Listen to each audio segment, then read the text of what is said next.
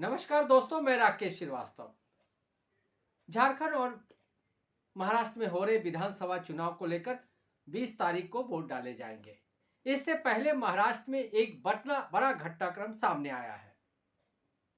महाराष्ट्र के विरार में एक होटल में जो भारतीय जनता पार्टी के राष्ट्रीय सचिव है विनोद तावड़े, उन पर आरोप लगा है कि वो लोगों के बीच में पैसे बांट रहे थे और ये आरोप दो पार्टियों के नेताओं ने लगाया और साफ रूप से इसके वीडियो भी सामने आ गए।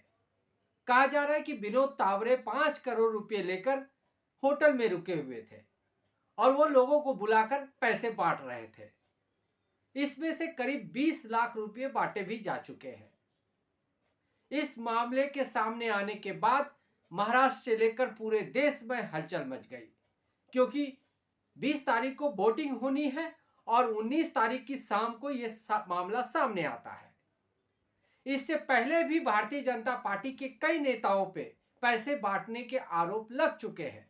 खास करके महायुति पर यह लगातार आरोप लग रहे हैं कि वो जगह जगह पैसे बांट रही है, उनके नेता पैसे बांट रहे हैं, उनके विधायक पैसे बांट रहे हैं, उनके उम्मीदवार पैसे बांट रहे हैं और इसके अलावा मटन की भी बिक्री करके मटन खरीद कर लोगों को घरों में पहुंचाए जा रहे हैं। तो इस तरह से महाराष्ट्र विधानसभा चुनाव की जो ये सरगर्मी थी अब इस मोड़ पे पहुंच गई है कि अब भारतीय जनता पार्टी के एक बड़े नेता पैसे बांटते हुए पकड़े गए हैं और ये मामला दिन भर सुर्खियों में रहा। इसे लेकर राहुल गांधी ने खास रूप से निशाना साधा और प्रधानमंत्री नरेंद्र मोदी से पूछा कि ये 5 करोड़ रुपए कहां से आए हैं, किनके हैं, क्या आप बताने की कृपा करेंगे। इसी तरह से कांग्रेस के एक अन्य बड़े नेता ने विनोद तावड़े को गिरफ्तार कर उनके खिलाफ कार्रवाई करने की मांग की है, जबकि विनोद तावड़े ने इस पूरे मामले को लेकर इस आरोप को खारिज करते हुए इसे बेबुनियाद बता दिया है। सवाल ये उठ रहा है कि जब पैसे देने के और पैसे लेने के वीडियो सामने आ चुके हैं, उनकी थैली भी सामने आ चुकी है, उसके बाद इस मामले को बेबुनियाद बताने का औचित्य क्या है।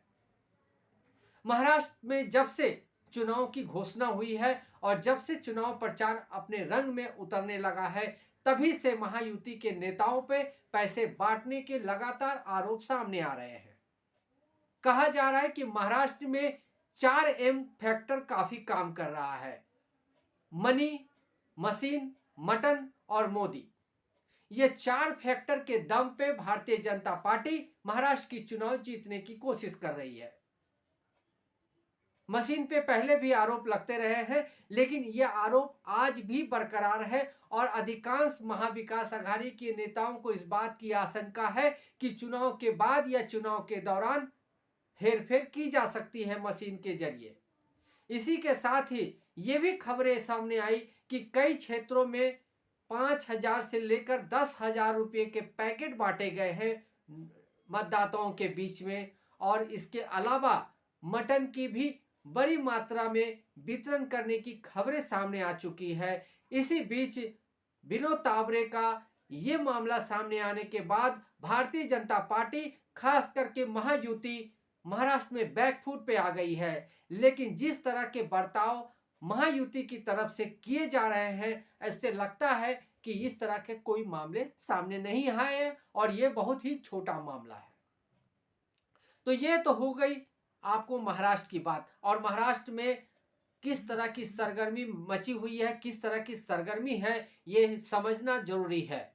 क्योंकि महाराष्ट्र में जिस तरह से बेलगाम चुनाव प्रचार हुए और जिस तरह से बयानबाजी हुई, जिस तरह से जो मेन मुद्दे थे उसको दरकिनार रखकर खास करके बटोगे तो कटोगे, एक रहोगे तो सेफ रहोगे, और इसी तरह के नारों को लेकर आगे बढ़ा गया और लोगों को बांटकर वोट की राजनीति करने की कोशिश की गई। किसी भी नेता ने महंगाई, बेरोजगारी या दूसरे, हम ये भी कह सकते हैं कि किसी नेता की बात नहीं है, महायुति के नेताओं की तरफ से महंगाई, बेरोजगारी की बात तक नहीं की गई। किसानों को जो उनको समर्थित मूल्य मिलना है उसकी चर्चा तक नहीं की गई। महाराष्ट्र से बहुत सारे उद्योग जो गुजरात चले गए, उस पर भी चर्चा नहीं की गई। महाविकास आघाड़ी भले उनके नेता भले ही जगह जगह चुनाव प्रचार में इस मुद्दे को उठाते रहे हैं, लेकिन महायुति की तरफ से बांटो और राज करो वाली नीति के तहत इस तरह के बयानबाजी किए गए, जिससे किसी तरह का खास मैसेज नहीं गया सिवाय बंटवारे के, सिवाय लोगों के बीच में मतभेद पैदा करने के। तो सवाल ये उठ रहा है कि क्या हमारे भारतीय राजनीति के जो राजनीतिक दल है उनके पास मुद्दों का अभाव हो गया है। महायुति की सरकार भले नहीं हो, लेकिन केंद्र की मोदी सरकार 10 साल पुरानी है।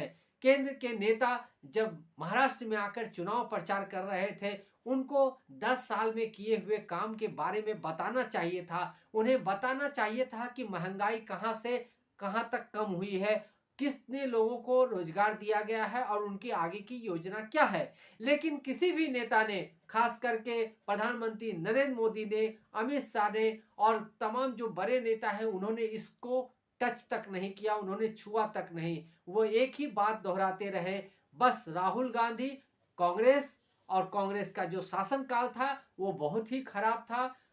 उसके अलावा उन्होंने जातियों को बांटने के लिए, लोगों को एकजुट करने की नीयत से भी कहा एक है तो सेफ है। और योगी आदित्यनाथ जो उत्तर प्रदेश के मुख्यमंत्री है, उन्होंने कहा कि बटोगे तो कटोगे। सवाल ये उठ रहा था कि आखिर कौन बट रहा है और कौन कट रहा है। लेकिन राहुल गांधी ने 19 तारीख की सुबह होते होते एक बड़ा धमाका कर दिया। उन्होंने धमाका ये किया कि राहुल गांधी ने एक प्रेस कॉन्फ्रेंस किया और प्रेस कॉन्फ्रेंस में वो एक तिजोरी लेकर आए थे। इस तिजोरी से उन्होंने 2 पोस्टर बाहर निकाले। इसमें से एक पोस्टर में प्रधानमंत्री नरेंद्र मोदी और उद्योगपति गौतम अडानी एक दूसरे को अभिवादन करते हुए नजर आ रहे हैं।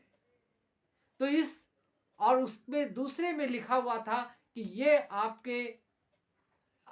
ये जो आपको आपके प्रधानमंत्री कहते हैं कि एक रहोगे तो सेफ रहोगे, ये एक ही आदमी को सेव कर रहे हैं और वो है गौतम अडानी। आपके 1 लाख करोड़ रुपए, 1,000 करोड़ रुपए की जो जमीन थी धारावी की, वो गौतम अडानी को दे दी गई और इनको सेव कर दिया गया। और आप सब महिलाएं, बच्चे, बुजुर्ग जो नागरिक हैं महाराष्ट्र के, उनको असुरक्षित कर दिया गया। इसी नारे के बाद और इस तरह के प्रेस कॉन्फ्रेंस में नई तरह की बातें सामने रखने के बाद महाराष्ट्र से लेकर दिल्ली तक भारतीय जनता पार्टी के नेताओं की तरफ से राहुल गांधी पे हमले तेज हो गए। हमले इस कदर होने लगे कि तमाम तरह की बातें कही गई। खास करके संबित पात्रा ने तो बातों ही बातों में कह दिया कि बाला साहब ठाकरे अपने समय में जब राहुल गांधी की चर्चा हुई थी तो उनको पोपट कहा था। तो आज के बाद भारतीय राजनीति के लोग और भारतीय लोग उन्हें पोपट ही समझेंगे। इस लेवल की बयानबाजी राहुल गांधी के खिलाफ की गई।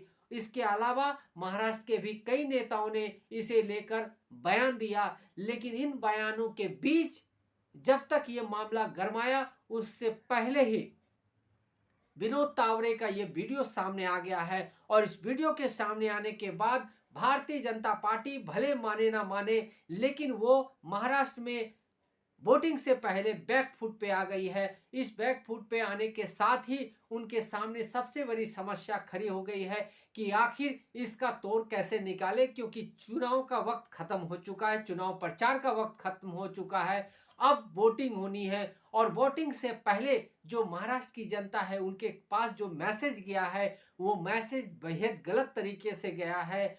महाराष्ट्र में भारतीय जनता पार्टी तमाम तरह के हथकंडे अपना रही थी, लेकिन किसी भी तरह का वीडियो सामने नहीं आ रहा था। लेकिन विनोद तावड़े जैसे बड़े नेता का वीडियो सामने आने के बाद भारतीय जनता पार्टी बैकफुट पे आ गई है। ये वही विनोद तावड़े हैं जो तमाम स्टेट में जहां पर भी विधायक टूटने का मामला सामने आता है, जहां भी सरकार गिरने की बात सामने आती है, उसमें विनोद तावड़े की मुख्य भूमिका रहती है। इतने बड़े नेता का इस तरह के मामले में सामने आने के बाद निश्चित रूप से दिल्ली से लेकर महाराष्ट्र तक भारतीय जनता पार्टी के नेताओं के सामने सवाल उठ रहा है कि आखिर वो इससे किस तरह से बचाव करे।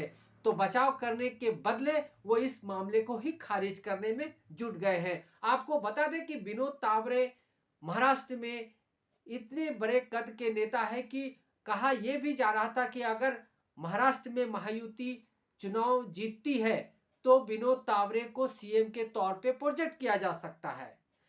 लेकिन जिस तरह से ये मामला सामने आया है उसके बाद सवाल खड़ा हो गया है कि क्या महायुति इसके बाद भी सीटें आने के बाद विनोद तावरे को प्रोजेक्ट करेगी। एक खबर ये भी सामने आ रही है कि चूंकि महाराष्ट्र की जो गद्दी है, जो सत्ता है, उस पर देवेंद्र फडणवीस की नजर लगी हुई है।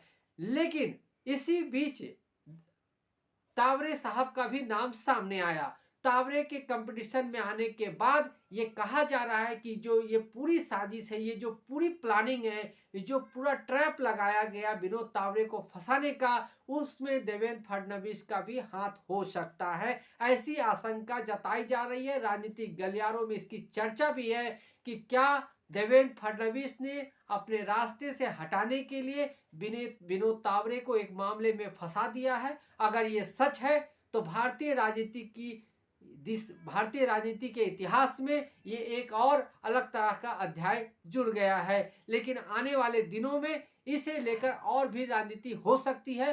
फिलहाल 20 तारीख को वोटिंग है और वोटिंग के बाद जब 23 तारीख को पिटारे खुलेंगे, ईवीएम खुलेगी, उसकी में से क्या निकलता है, इस वीडियो को लेकर, विनोद तावरे के मामले को लेकर महाराष्ट्र में वोटिंग पैटर्न में क्या बदलाव आता है, इन तमाम सवालों का जवाब सामने आ जाएगा। तब तक के लिए हम आपसे चाहेंगे विदा। अगर आप हमारे हैं श्रोता तो आप हमें जरूर लाइक और सब्सक्राइब करें और हमारे वीडियो को अधिक से अधिक सब्सक्राइब करें। तब तक के लिए नमस्कार।